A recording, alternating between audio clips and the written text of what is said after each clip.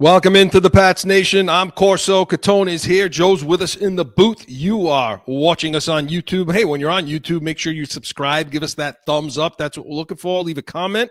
We will read it on the show. Make sure you tell everybody how good Mark looks. He looks nice and well rested. Got a lot of vitamin D there. He looks great. So make sure you're leaving us that comment, subscribe. But if you're listening to us, you're doing it on iHeartRadio, Apple Podcast, anywhere you podcast, you're going to be able to catch us. And I want to hear from you in our mailbag, corso.catone@gmail.com, or you can give us a call in heated hotline, 855-313-PATS, PATS. It's a message line. Leave a message 24/7. Have a take. Joe will pick one. Let's let it be yours. So, got a good one. We're back. Woo-hoo. We're back. We had a lot of summer fun stuff. Had fan mail and all kinds of good stuff to do. Back, isn't it? It is great to be back. And the Patriots are back, too. Obviously, they're in camp. We're going to talk QB breakdown, discuss what the Drake May and company are doing, and go back in the weekly rewind, talk about the offense, the defense, and Coach's Corner. Let's see how the coaches are doing in camp as well. But on a sad note, here to perform Crazy Train, the Patriots' traditional entrance anthem, Ozzy Osbourne. Great.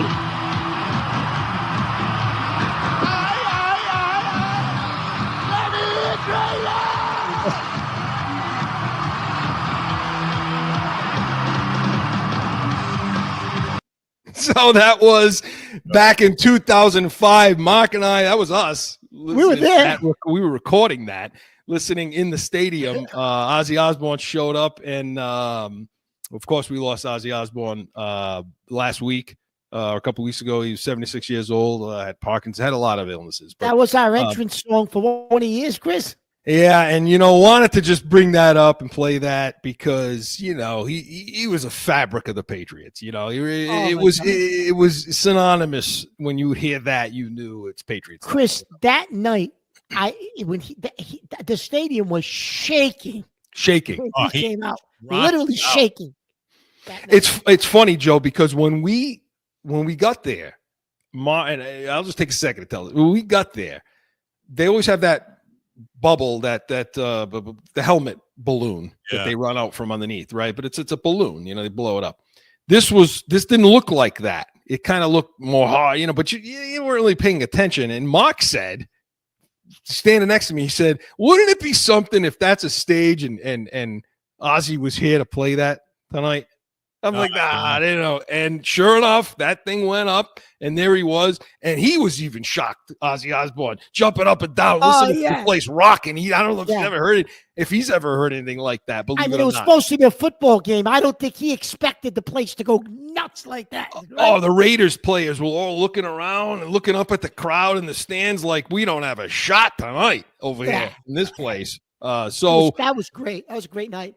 Our condolences to his family, of course, and he will be missed. Entertained a lot of people for many, many, many, many years. And R.I.P. Ozzy. Chris, what do you think the chances are that Vrabel goes back to that entrance? Oh, I would love for him to do that. Right? That would be fantastic. It was stupid for them to have gone away from it. Just to honor Ozzy, too, on top of it, right? If it's not broke, if it ain't broke, don't fix it. So, I'll tell you one thing.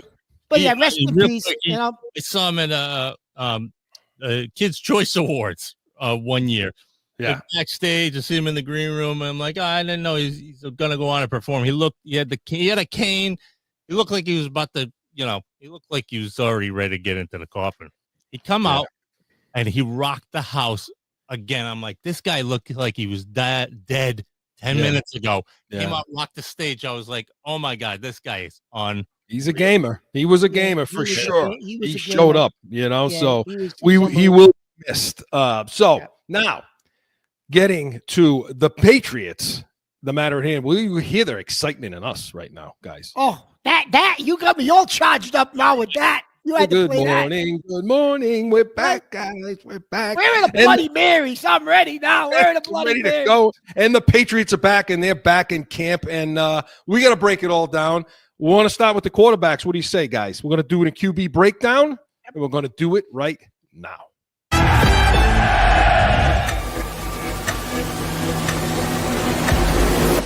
Okay, now. Hit it, boys. What excites me most? I like that question. I think you got guys around here that are tired of losing around here, and the guys that want to win. I think that's what excites me most. We guys want to win around here. I think the past 2 or 3 years around here, and the past year for me, I can only speak for myself, but I think there's guys around here that are tired of losing and want to win. And that, of course, is the starting quarterback for the your New England Patriots, Drake May, talking about when asked what excites him, the expectations, and so on. And that was his answer. It was a nice answer. And okay, Mark, so no better place to start than with Drake May, because as he goes, this team's going to go. Yeah.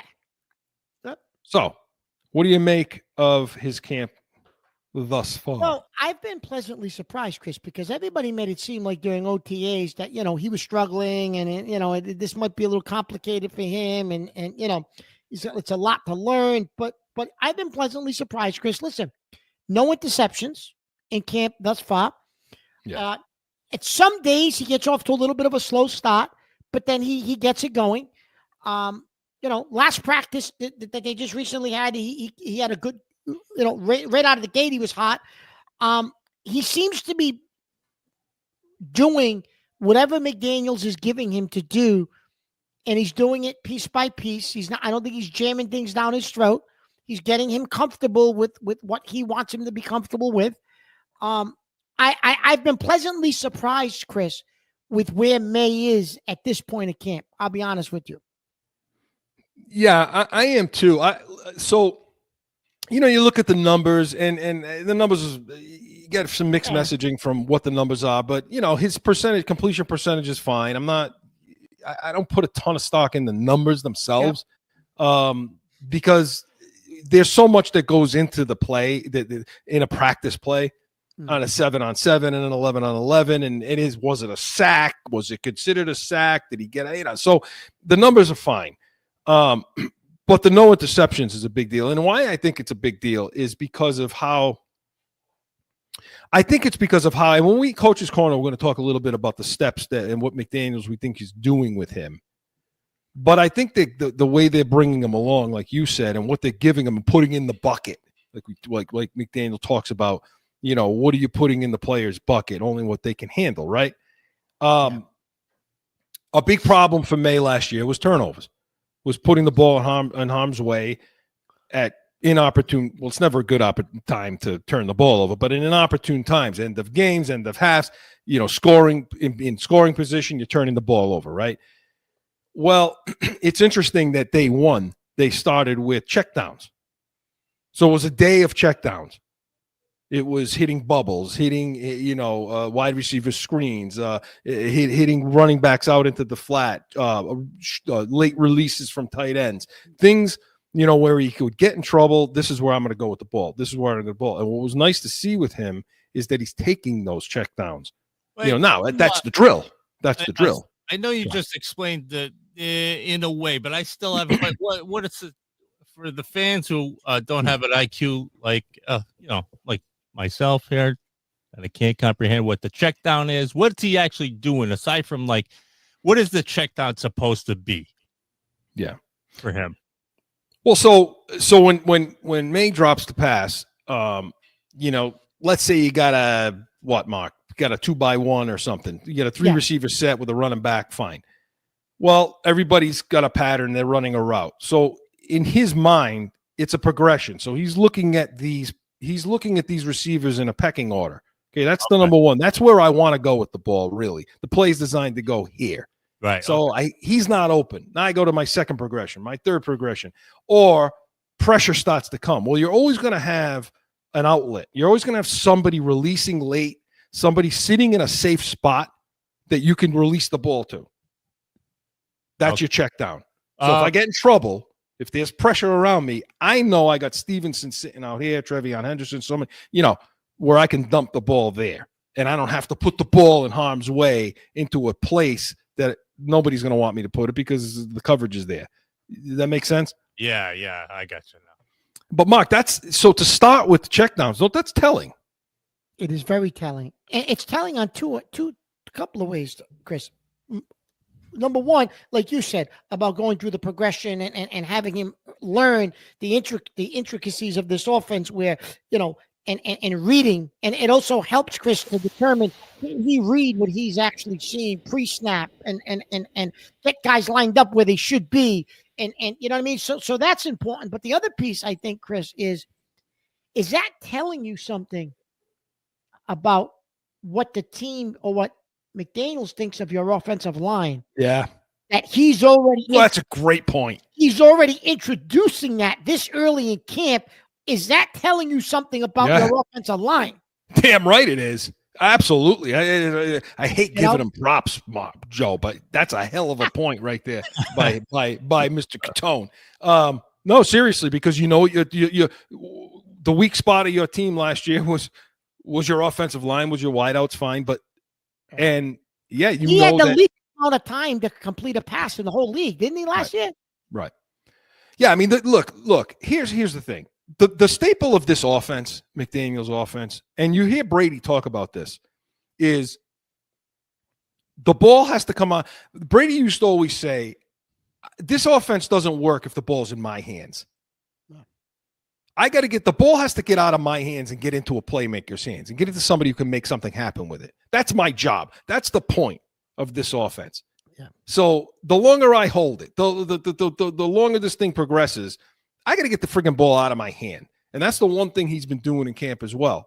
Getting it out of his hands, getting it to somebody else, getting it into somebody else's hands, which sounds pretty basic, but that's the reality of what we're dealing with. And so I think that they're bringing them along that way. But so for the football part of it, I like what I'm seeing. I like how how he's delivering the ball, his accuracy, and I like how he's moving on the run. I like how he's keeping his eyes downfield, and I like how he's delivering the ball in that regard too. But when it comes to controlling the team, and this is something that we talked about, we needed to see the progression into year 2 is he's the guy. He's the leader of this team. Because now you bring a Diggs in and you bring somebody in like that can get sideways on you and get into the quarterback's face and create some problems. You want to make sure you have a quarterback that's in control of things. And speaking of Diggs, he talked about that with May a little bit. You want to get in, as much as you can with the quarterback as a receiver. They say, timing and all that, but it's more so just about trust. You want to be around a guy that you could trust. He's a young quarterback. I believe in him. I think he's going to have a lot of success in this league. Breathing confidence in him is very important when they're young and, just talking through a lot of the stuff. So, yeah. I mean, that's Mark.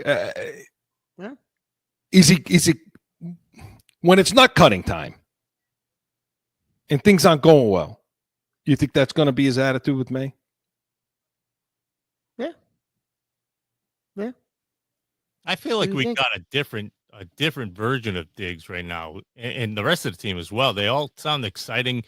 Excited when you hear them in the interviews, and so even Diggs, it sounds like he's a little more mature now too. Chris, listen though, Diggs is going to be happy as long as you're getting the ball. And you brought something up, Chris, yesterday on Corso Catone. You said, did you notice, Mark, that May is getting him involved real early in possessions?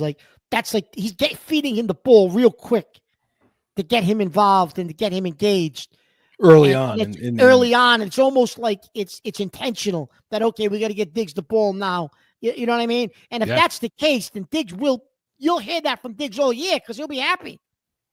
Yeah, I likened it a little bit to when Brandon LaFell, who was a pain in the ass, and you would always see in practice, in drills, and this and that, they would always make it a point, even in games, to get him a target right away. Yeah. Get him keep him engaged, get him in the game, get him. And the fact that May is doing that speaks to some of some maturity.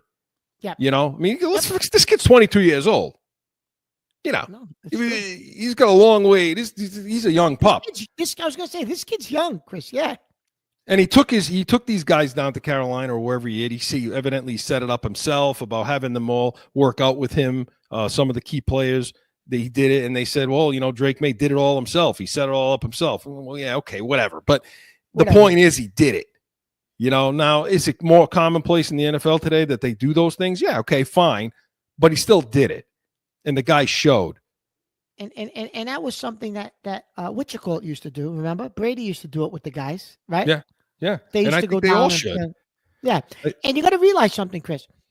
All those guys last year in that NFL that draft, all the other quarterbacks, Penix, much older.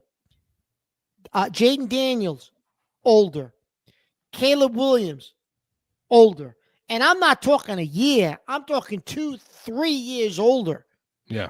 Than May. So when you mention the maturity, this kid's a pup. He's only 22 years old, and he really is, Chris. You look at the other guys that were drafted in that first round last year. There's a lot more miles on them.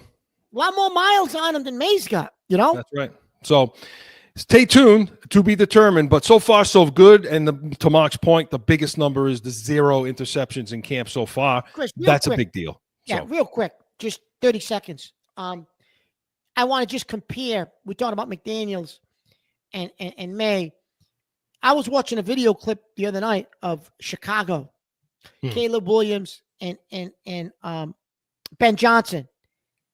Man, they looked real confused out there. Like, I think the caption of the video was, "Is this a high school team?" And it looked ugly. So whatever Johnson was trying to implement over there, it looked ugly. So I don't know if Caleb Williams can't grasp the complexity of Ben Johnson's offense. Look totally different than what we're looking like right now. I just want to throw that out there.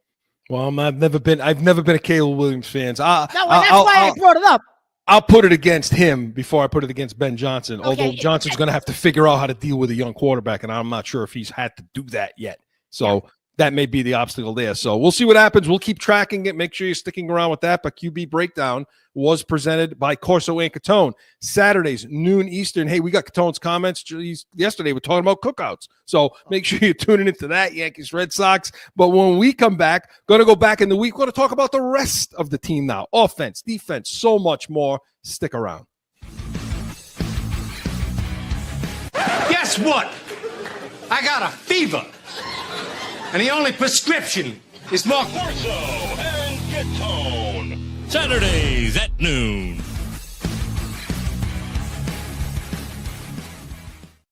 Back in with more Pats Nation. All right, so talked about the quarterback a little bit. Now let's get to the rest of the team. I want to start with the offense. Going to do it in Weekly Rewind, and we're going to do it now. I'm getting it. Going back through the week. About a weekly rewind. Potential. Josh, obviously I have experience with Josh, and my first year, the way we were spreading the ball around was really exciting. You can be on the bench and have a role coming in the game. Josh knows how to put it together, so there's a bigger picture that you have to look at rather than right now you maybe not getting a lot of reps, but the play that you do go in, the 3 plays, how do you make them count? Because those can be plays that change the game. So just that's my advice to the whole room, as a sense, just having experience with Josh. That moment will come, and are you going to be ready or are you not? So that, of course, was Kendrick Bourne early on in camp talking about what it's, the busy wide receiver room, that there's a lot of guys there. And dealing with that amount of guys, the reps, how do you spread them out in Josh McDaniels' offense? What's it all mean? And he's a guy that's been there before. Sounds like a guy that's going to be fighting to stay there. But anyway, I want to talk. I wanted to hear that because I want to talk about the wide receiver room first. First, your impressions of what you've seen out of them, because listen, they're excited. They're excited, and they should be. It's their football team. It's still a weak room. I mean, at best. Yeah. So, Chris, at this point, he listen. I know he had a good first practice in pads, but the kid, the Williams, is kind of settled off a little bit, right? He's kind of leveled off a little bit. Kyle Williams. Haven't heard about him in the last couple of practices, Chris. Right? No. Something that's a little interesting to me because that's something that you really wanted to see. Well, what happens when he really puts pads on? We haven't heard much from him since the pads went on, except the first day he made a couple of nice catches. But you haven't heard anything from me since, right? Yeah. So that's something to notice and to watch, Chris. I'm going to be honest with you, right? Secondly, obviously Diggs is giving you what you hope Diggs would probably give you at this point. It's early yet. Let's see if he stays healthy, stays on the field, because you have a theory about that still. And the two guys, Chris, Jesus, who Isn't it seem like, something? isn't it something, who seem to be the most consistent right now, other than Diggs, Demario Douglas and Keyshawn Butte. Jesus, man, who had them circled in that draft, Chris? Nobody mentioned them, but you and I on our pre-draft show, right? I wish we had that audio. Right? You and I said that at some point, these two will be the number 1 and 2 receivers on this team. Now, they're not going to be 1 and 2. It'll be probably 2 and 3, but They'll probably be 2 and 3. I wish these I wish I were there, at camp, so I could really watch and look at what's happening there instead of having to hear it from some of the people that are watching it. Because you're right, nobody's paying attention. I'm not hearing the details about Williams. I want to know what he looks like. I want to know what his hand fighting looks like. I want to know how he's getting off clean. Look, you're talking about the X. The X is going to be a big deal here. When we talk about Booty, because right now Booty is putting plays, he's stacking plays on top of each other, which is what he wasn't doing a year ago, 2 years ago. He's now, the consistency is what we were looking for from him, and he's starting to stack plays, Chris, good plays. The practice that Gonzalez got hurt in, before he got hurt, Yeah, I guess Butte beat him twice in the red zone, like beat him. And that kind of raised some eyebrows, like, oh, wow, this kid's taking a leap forward, this kid Butte. I mean, you're beating one of the top 5, top corners in the league right now in the red zone, Yeah. Now, I will say during that period of time, during that session, that's when, right after that, I believe Gonzalez walked off. We're going to talk about that when we get to the defense, about that, him being hurt. And that's the other thing, Chris. So we're talking about receivers. Well, who are the receivers going up against? Well, that's because now Gonzalez is out. Davis hasn't practiced yet with pads. I don't know what's going on with him. It says it's non-football related. So I don't know what's going on with him. Maybe it's something personal. Hopefully he can get things straightened out and get back on the field. But you and I talked before the camp started that cornerback depth could be an issue. Well, now you took out your 2 starters. So what are the receivers even going against in practice now? Yeah, exactly. And so again, I still need to see it. I still need to see, and maybe we're just not going to see anything until Washington comes to town, where, I got to see Williams off the ball. If you're going to play X, if you're going to play the true number 1 role, okay, and you've got to get separation with your hands. You can't just get separations with your feet, because you're not going to put them in motion. You're not going to be set off. You're going to be on the line of scrimmage, and you're going to have to beat big corners. Chris, it'll be interesting to see what comes out of those joint practices, because they'll be going up against the Washington starters in the joint practices. The game itself, you probably see a bunch of second and third stringers. It's going to be in the practices. But in the joint practices, let's see, Chris, if you heard like Williams pop, or let's see what McDaniels is actually, what does that offense really look like against another team, right? Right. Yeah. A quality team. Obviously a team that went to the NFC Championship game, right? Right. And so it's a completely busy room. And listen, I don't know what this infatuation with Boyne's a nice guy, but I don't know what the infatuation with Bourne is. Okay. But to me, I don't need your 30 catches. I don't need your 25. I'm good with that. And Chris, give me some Chisholm. Yeah, well, I was just going to say, I just want to touch base on him, Chris, because, somebody the other day said to me, hey, I was you and Corso, you guys were talking about this kid Chisholm. I don't even hear about him. Some guy at work was saying to me, what's going on? He's a stiff. I said, he's not a stiff. I said, listen, if you are paying attention, right? Read all the notes. Yeah. Right now, Chris, he's not getting any run with May or the top group, which – okay, we figured he probably wouldn't, but he is getting run with the second group with Dobbs. Yeah. And from what I understand, Chris, he's doing great with he's blowing by people. He's gaining separation at the top of the routes, too. Yeah. Did he crack the top 3 or 4 yet? No. But if he's your 5th guy, he's going to make the route, or 6th guy. He's making the team. Well, because it's one of 2 things that's happening. They know that there's a lot more invested in those other guys that are getting the play right now, and they got to see what they have with Williams and Booty, and there's more invested there. Number one, and two, well, I think they know. I think they're really high on Chisholm, and I don't think they want to show either. There could be some of that happening too. And I'm not being an apologist. I'm just saying this kid's going to be for real. You're going to see Chisholm, Chris, get a lot of playing time in the preseason game, the live game, and people will see him what he's got, Chris, because he'll watch what he does in the live game, because those are the guys that are going to get play in the live game next week. And you know what I mean? And I'm going to tell you something, Chris. See that kid? All it's going to take is for somebody on the upper, one of the top guys. All it's going to take is an injury, and you're going to have to put him on the field, and it's going to be like, okay, now you can't get him off the field. Right. That's it. And that's where because once he gets the opportunity, this is the kind of kid that's going to take advantage of it. Now, what about Diggs? Okay. I've maintained that Diggs wouldn't be ready for week one. Now, they're proving me wrong at this point, that he's full participant, no issues, no setbacks. What do you think? I mean, but do you think that's going to hold true all the way up to week one?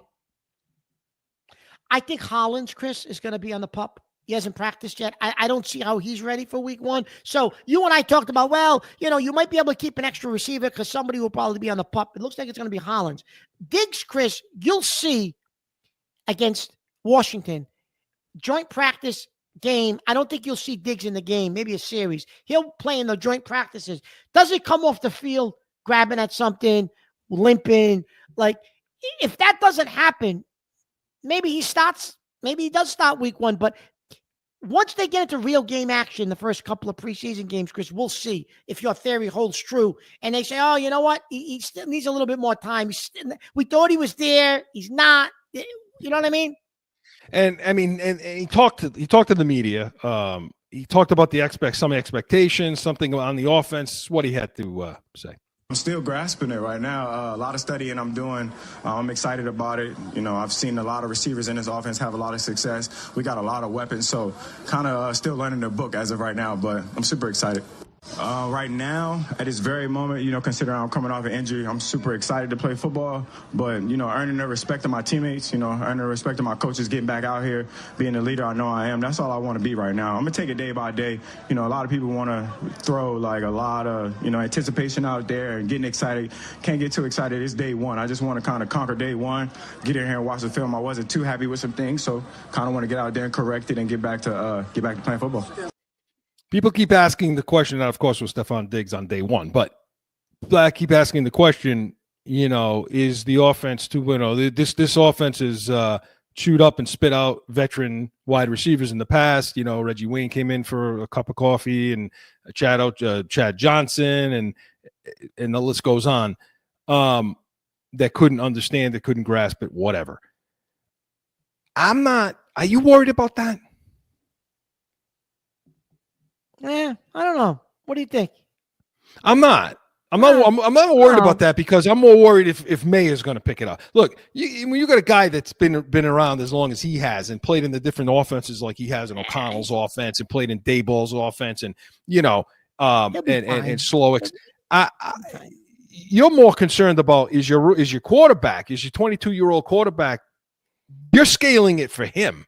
Chris, listen, Diggs, the problem with Diggs has never been, can he pick an offense up? Does he understand what the problem with Diggs, Chris, has always been keeping him mentally engaged and keeping him right mentally, so he's not pissed off because he didn't get the ball.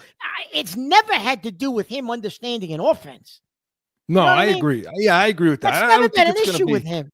Yeah, I mean, when we get into Coach's Corner, we're going to talk more about this offense and the complexity of it. Because, Chris, I think Slotnick in Houston, that offense is a little complex. Yeah. Well, it was. I mean, he got but fired. there again, but it's the same thing. I mean, he was scaling it for Stroud, who was a rookie at the time. And so you're more worried about the rookie quarterbacks, the young quarterbacks picking these things up, because he's going to but McDaniels is going to put it in that bucket. He's going to fill the bucket. Well, you can only go as your quarterback goes. So I'm not worried. I mean, Diggs is always going to be ahead of where May is. I mean, that's, that to me, that's what's going to happen. So, I mean, and we want to get to the offensive line. Let's get the break first, and we'll go back and do that. This portion of Weekly Rewind was presented by Corso Law Group, Arizona's lead criminal and traffic law firm. CorsoLawGroup.com. Allow us to be your voice. When we come back on a continuing weekly rewind, offensive line, and don't forget the defense. No flipping.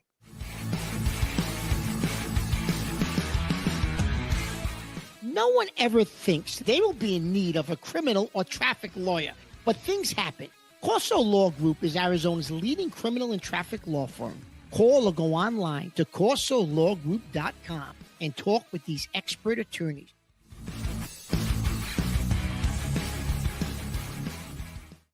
Keon White bowls into Will Campbell and then rips him forward, knocking him off balance. Clean win for the third-year vet. Then he says White got Campbell on the ground earlier in practice in a run-blocking period. Campbell then stoned White in 11-on-11 pass pro rep later. He also controlled him on a run-blocking rep as well. It's been a mixed bag so far. That's what it should be. Evan Lazar tweeting out that Will Campbell looks great in the run game in his first padded practice, moving the line on down block combos, put a few dudes in the ground already. Okay, so that was Zolak and Bertrand on 98.5 early on in camp discussing Will Campbell and how when the pads came on from day one. Yep. So, talking about this offensive line. Now, there's some injuries. Already. Yeah. You got Bradbury. We'll get to those guys, but Bradbury went out. Moses went out. You know what's a little scary about the Bradbury injury, Chris? They brought in a center to work out today. Well, that means they're looking for depth. Yeah, let's talk about that because I want to bring up Wilson in a second too. Yeah. But get back to Campbell for a second, and we're going to hear from Phil Perry and Tom Curran of Boston Sports. NBC Sports Boston in a second. What's your impression? Because I don't want to say anything yet. I want to hear from you. You tell me. Well, I'll tell you what, Keon. Well, first, remind everybody what you thought of the pick, and then I didn't like the pick. Obviously, you and I thought he was more suited to be a guard. We didn't like the pick. Listen, there's a reason why guys with his arm length have not made it at left tackle over the last 20 years. So you're trying to go against what history tells you and what the stats tell you. And that's how desperate they were. They went against all of that and still took this kid. Now, is he getting beat in camp because of his arms? I don't know. I mean, it's too early to tell, Chris. You mentioned that yesterday on Corso Catone, right? So, but I will tell you this: Keon White is just blowing by him. Now, is that more of a Is it that more Keon White than it is Campbell not being good? Is Keon White just going to take that next step and become that dominant where he's going to blow by everybody and he's going to put up like 15 sacks this year? I don't know, right? Could that be maybe a little bit? Maybe. But then today in practice, or yesterday, the last practice they had, Chazon just beat him twice, like made him look stupid. You know, he went outside, then inside, and got by him twice with the same move. Beat him twice. So, I don't know, Chris. It's a mixed bag right now. And then they say, well, but he's doing really well in run blocking. Well, what does that sound like to you? That's a guard. Well, Phil Perry and Tom Curran had this to say about it. In his first rep in a run blocking period, get thrown to the ground by Keon White, one-on-one. When you see him in the pass protection period, going up against Keon White, long arms, powerful man, that Keon White, and he gets into Will Campbell's chest and then uses a bull jerk or a bull pull kind of move to get him off balance and get him falling forward to get back into the backfield easily. That's not a great start to practice, especially, Tom, since Mike Vrabel said, what was he looking for? When you asked him the question, upright. He wants guys on their feet, and then his number one pick this year ends up on the ground twice in about 5 minutes. Film to 11-on-11. He did do a nice job stonewalling at the line of scrimmage against some really talented players, Keon White included, and the big fella Milton Williams. Tell me what you saw there. Yeah, I agree with you. He rebounded nicely, you know, after what I would call a welcome to the NFL moment or two early in the practice. When it comes to running the football and run blocking for Will Campbell, that clearly comes pretty naturally to him. I saw him on multiple occasions wash down Milton Williams along the line of scrimmage to open up a big hole, one in particular. I've heard enough of that. Okay, yeah, listen. Look. All right, calm yourself down before you talk. Calm down. Because I'll tell you why. Okay. And if you know, because the apologists sitting out there that you're hearing from every day in camp and all this, and, we love, yeah, it's too early. We don't know. Look, bullshit. Listen, here's the thing. Okay. You drafted a guard. Like, you drafted a guard. And I don't care. I don't want to hear about all the other nonsense. Okay. Now, you'll be able to hide this guy. Okay. You're going to be able to hide this guy at left. He has to play left tackle. That's it. He's going to play left tackle this season, because there's no one else. No. So, and I will say he's still better than the next best guy now, which tells you how bad they suck at the position. Okay. So he's going to play left tackle, but he's going to play left tackle and he's going to be passable because of what they do to help him, because of how they get a tight end into chip, how they have a running back in to chip and to release, how they slide the offensive line to protect him. Okay, and pass pro. This guy is capable of being maybe a Pro Bowl guard where he can knock crap out of you in the run game. Who cares? Yeah. Who cares?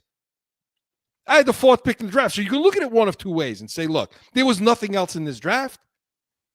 So what were you going to do? I don't subscribe to that nonsense. And you know why I don't? Because I got a guy in Tampa Bay right now that's taking pick sixes back, okay, at corner, that's going to be an all-pro. You got a guy that's sitting down in who drafted him, Mark, in the same place from Ohio State, okay, that's playing wide receiver that Mark Love, that's going to end up a number 1. So you could maneuver yourself in the draft to do the right thing and to get Pro Bowl guys on this team. You didn't have to just do it. You drafted a guard, and that's what this guy is. End of story. I don't want to hear all the other nonsense. He'll be passable, but this is not a left tackle, Mark. No. Well, I'm not going to be as critical as you just yet. I agree with you, but I don't want to be that critical yet. I want to see him.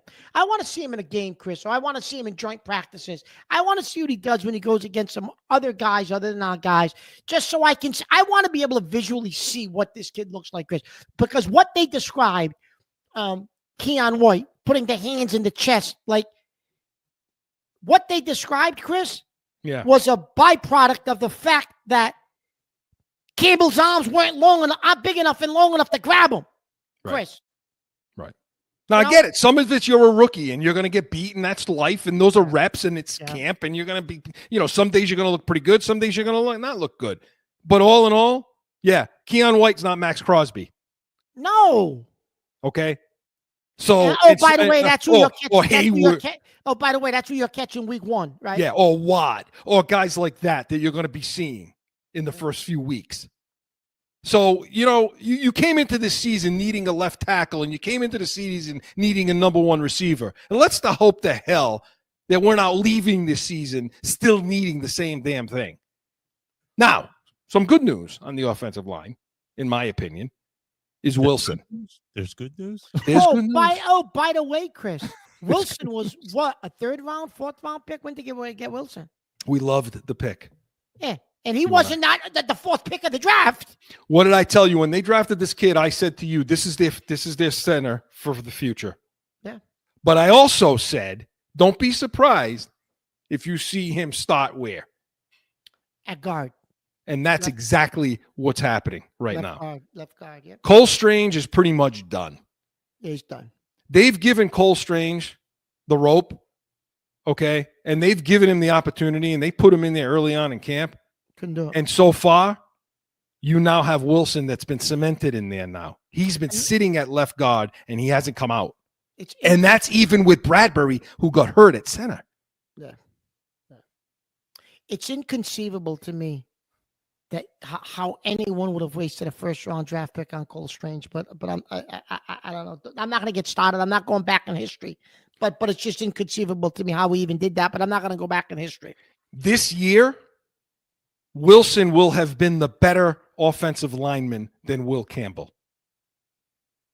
That's a failed draft, Chris. If that's the case, that's a failed draft. I love this kid Wilson.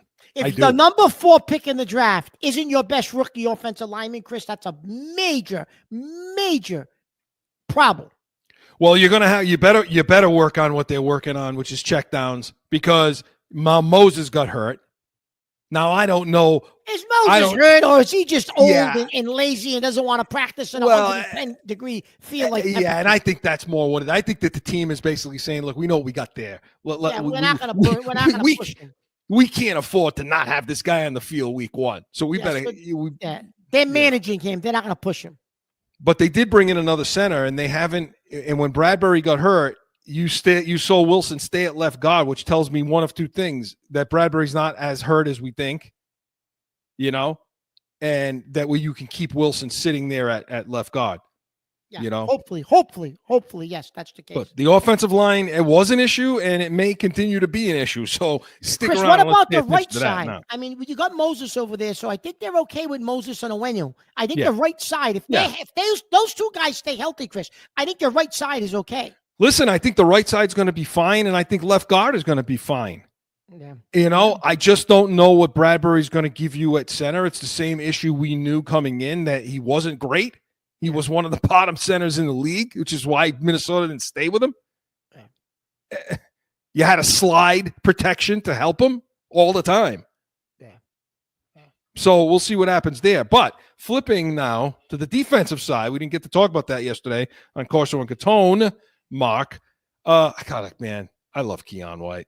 Leading with violence is always my type of style. So whenever I can do that and not read as much, that's definitely beneficial for me. Just repetition. So building a relationship with the person next to you is big. And whether you do games, whether you don't do games, you always need chemistry with the guy next to you and the guy across from you, because we say this on the D-line, 4 equals 1. And so if one person is messing up and not where he needs to be, then we all look bad. And vice versa. If we all are doing good, it doesn't matter really who got the sack. It matters, did we get the sack? And that's really a big thing. And do you have the freedom to, if you see a certain look, say you want to do something, or is that more something the coaches do? Right now we're working into it, letting the coaches fill it out. But we have a say in the room of what do we like, what do we see, especially having older guys like Harold in the room, KC, Landry, Milton. So we always have a voice. At the end of the day, T gets the final say on things. So I don't really have a problem with that. Yeah. I mean, my biggest working relationship is whether we're winning or losing. So that's big for me. And then you just go from there. So is he a good coach? And how can he make me better? And that's the biggest relationship I have. Everything else will take care of itself later down the road. Does this have the potential to be the most talented defensive line you've played with Milton Williams, Barmore, Landry, yourself? And just, how much fun did you guys have together? I think every line has the potential to be anything they want to be. It doesn't really matter. I don't really care about potential. I care about what do you do. And I operate I love this guy. And so we haven't done anything yet, so therefore we aren't anything yet. Pretty good coach. Why? Because he helps me get better. Yeah. You said you guys, when you have conversations, there's not a lot of fluff there. Yeah. It's all business. What are those conversations like, if you could share, some of what you guys might be discussing? Technique and how to get better, for real. Just what do I need to do on the field? What does he see? What do I see? And how to improve on that. From a defensive standpoint, I don't want the offense to get 1 yard. And anything more than that is a loss. There you go. I love me some Keon White, man. I like this guy. I've always liked him. No, you did. You liked it. You thought he was a good pick. You liked the pick at the time. You said, Mark, I think this kid can be really good. Because he's a no BS guy. Like, that's it. Yeah. He's what you want, a defensive lineman, Mark. He's the kind of guy that's like, they're asking, all those questions were about Vrabel, the relationship with Vrabel, the rest of the line, all these things. He said, whatever. If he's a coach that can get me better, I like him. What do you talk about with him? I talk about technique. I talk about football. If you can keep him healthy and on the field, I think he's gonna show a big improvement from last year. Yeah. That's one guy, Chris, that we're expecting something out of this year, right? The other guy, Chris, who's having a real good camp. He might be having the best camp of all the defensive players. Is the kid they got from the Raiders, Chason. Yes. Talk about him. He's beating guys, Chris. Every practice, he's beating guys on the edge. And it appears that he might be featured more on the edge than Landry. Landry, Chris, has had a quiet camp since they put the pads on. Yeah.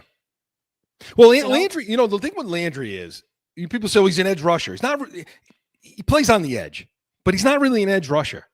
No. His move is not coming out from the coming down on the 90 degree from the outside. He loves more of an inside move.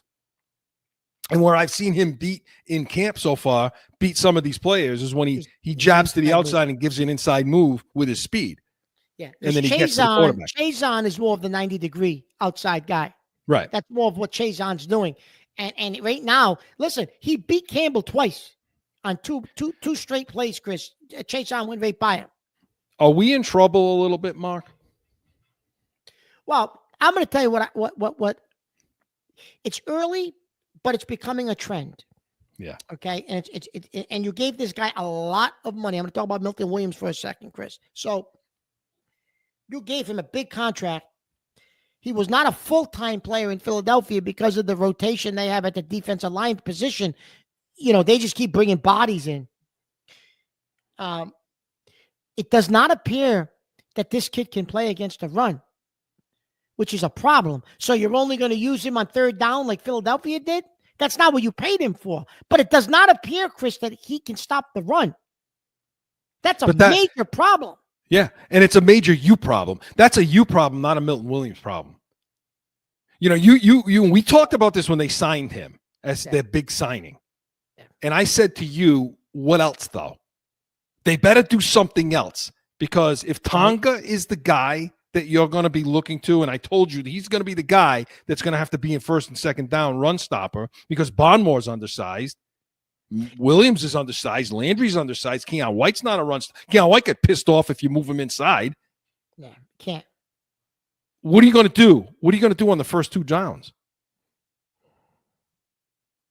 That's going to be the big thing, Chris.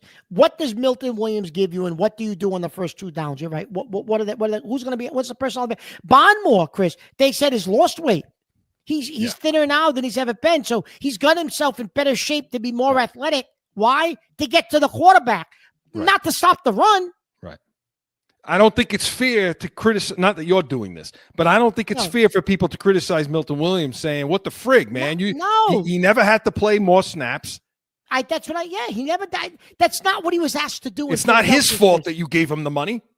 Chris, that wasn't what he did in the Super Bowl. In the Super Bowl, they brought him in on third down, and he kept getting in Mahomes' face. If they had any brains, they're going to sign the kid from the Raiders who got released. Well, and no one has signed him yet, Chris. So. Because that's a guy that'll stop the run. Now you have something. Now you have a guy that is a first 2 now 3 he's down somebody, guy. Chris, though. I think that teams are waiting to see, okay, are you going to start on the PUP list? How many weeks, are you going to be on miss the first 4 games? Like, I think teams are trying to gauge his physically his availability to see, what he can give you before they make offers for him. But the defensive line, Chris, and you said this, you didn't think they did enough in free agency with the defensive line. Who's stopping the run on that defensive line? Listen, Tonga? It's the problem. It's the problem all across this team. It's a depth. You have a depth problem. When you're a bad football team and you're a 4-win team, let's face it, they were a 3-win team. When you're that kind of team, you may have a few top guy talent some places, but you don't have depth. No. And that's the case. Speaking of which, and we're going to get the break and go to Coach's Corner, but what about corner? Because Gonzalez went out. Now we don't think it's going to be a huge injury. He'll probably be there for week 1. And you haven't seen Davis yet. People are surprised about this Davis thing. Listen, Davis has missed 4 or 5 games every year. Every single year he's played. Yes, he has. But, Chris, they claim it's non-football related, his absence. So that means so that's telling you, well, it's not an injury. Okay, so maybe it's a personal thing. I don't know, but he hasn't been on the field yet. So you're left with Alex Austin. You're left with Marcus Jones playing at a boundary. Good luck with that. Okay, and again, and you're left with Dial. Yes, and again, Chris, and a guy they just picked up from the USFL. Yeah, I go back to or wherever that league is. Yeah, whatever it was. How is that helping the development of your wide receivers too? Because they're not going. They're not even going. You can't even tell. Oh, so and so. He beat him. Well, who did he beat? He beat a guy that's like a 4th string, on another team would be like a 3rd stringer. Who's he beating? You're beating Dial? What, really? Dial's lucky he's even on a roster. So we don't know yet. And we don't know what we have at free safety yet either. No. And you know what's interesting, Chris? You haven't heard much about free safety. Who's even out there? That's been very quiet. Yeah. So there's a lot of questions. There's not a lot of depth. So all these people that keep talking about 10, 11 wins, Mark and I, there's a reason why we had them at 7, 8, 9 wins probably. Yeah. Because where's the depth on this team? It's a problem. That's a problem, Chris. So these are the things we need to be looking at all throughout camp. This is not a team that can have a lot of injuries and still perform. It just isn't, unless they do something else. But Weekly Rewind was presented by Corso and Catone, the real deal New England feel. Saturdays, noon Eastern, we got Catone's Comments, Yankees, Red Sox, B's and C's, and so much more. When we come back, I want to talk a little coaching to end the show. Coach's Corner is next.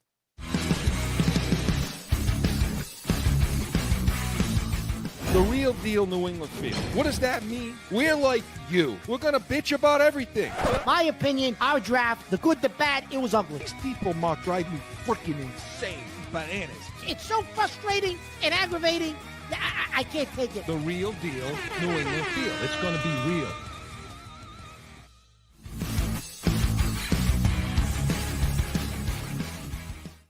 I think it's just about being flexible. It's about being able to adapt and adjust quickly and change the schedule based on the health of the team, or maybe just trying to have a good sense of where the team is and what they need and how much meeting time and how the schedule works, and put a lot of time into the schedule to make sure that it's efficient and giving the players exactly what they need to come out here and again, continue to build a team, earn a role, and then ultimately we have to prepare to win. Back in with more Pats Nation. That, of course, was Mike Vrabel in his first camp as Patriots head coach. Okay, Mark, so what do you make of what he's talking about? You know, the organization of things. We get a lot of criticism over Mayo last year about the speed, the pace of practice. They're not getting enough reps in. It was 2 to 3 to 1 with the Philly that came in joint practices. A little different, isn't it? Oh, absolutely. He's telling, and listen, as a player, Chris, he was here when you had veterans, when you had you had professional coaches, and it was a different type of a team when he was here as a player. And I think he took, even though he's not part of Belichick's coaching tree, that's what he was used to as a player, and he carried that into his coaching. I think every place he's been, whether when he was at Tennessee, those are the things that he did. So yeah, he's bringing a different sense of urgency and vibe and expectation to what's expected here.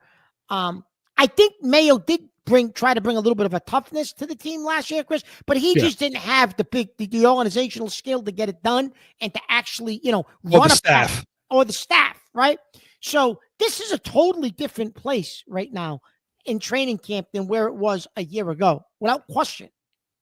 Yeah, I mean, you could see it. I mean, you could just see in not even so much the drill. I mean, a lot of drills that a lot of these indie drills are being run around the league is similar. You're not seeing all these different types of, what kind of drill is that? I mean, it's the pace of and the teaching. It's the down moments. What's happening in the down moment? What's happening with the coaching? Where's the coaching taking place?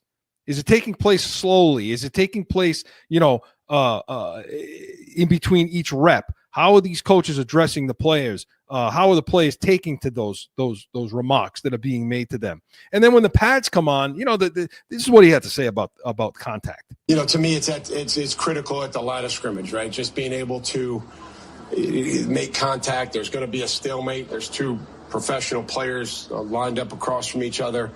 Who can re-engage, who can reset their feet, maybe get a little extra movement. How do we play on it? Do we stay on our feet? Can we practice like this and stay on our feet? We got a bunch of guys falling on the ground. I'd rather not see that. I just don't think that good teams end up practicing that way. And again, just the urgency in which we move around practice, that we're in and out of the huddle. The players are running on and off the field.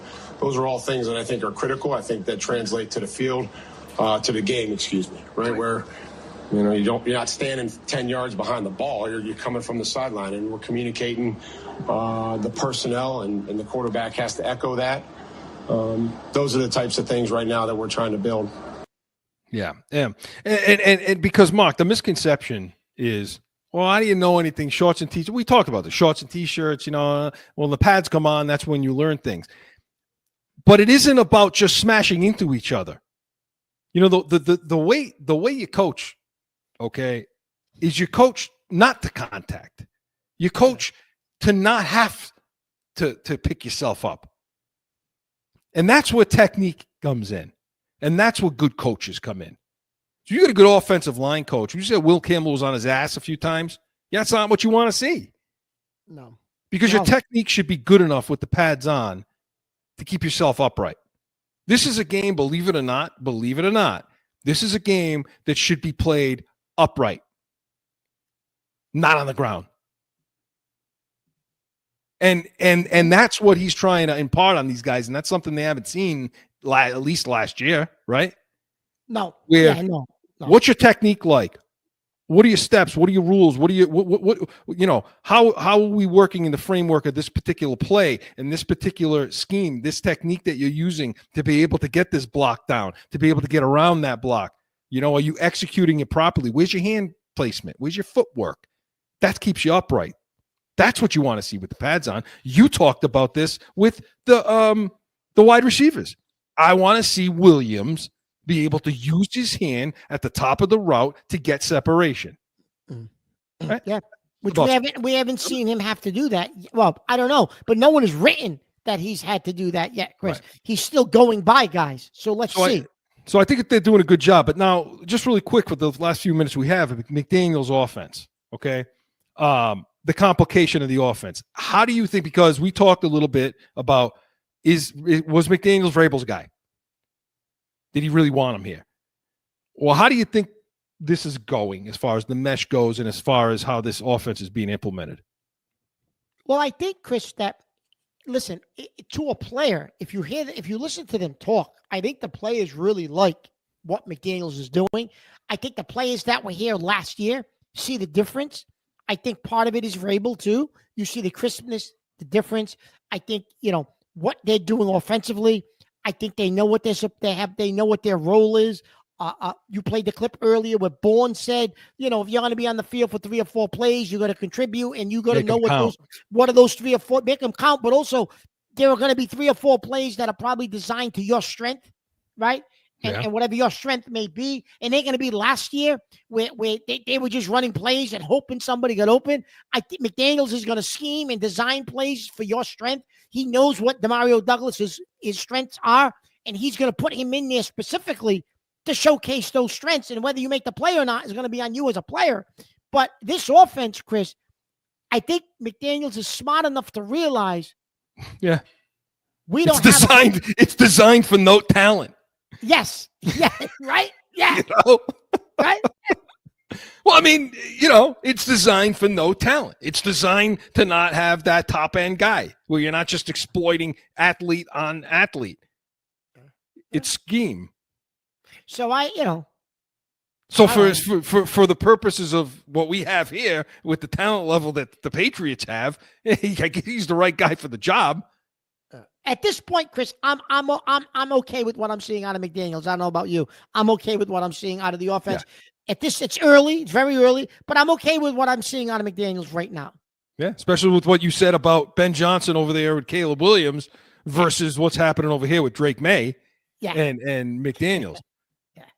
So no, I think McDaniels is going to hide a lot. He's going to hide a lot of deficiencies that you have in the talent level on this team, especially at tackle and especially at wide receiver. So we'll stay tuned. We're excited. We're happy to be back, guys. So it's wonderful to be back. Pats Nation was presented by Carson and Catone, Saturdays, noon Eastern. Hey, come back at Yankees, Red Sox, Catone's comments, more Patriots talk, and come back next weekend to this show, 8 to 9 a.m. Eastern. We're going to have more breakdown as camp rolls on, all that and so much more. We are the Pats Nation. Enjoy your Sunday.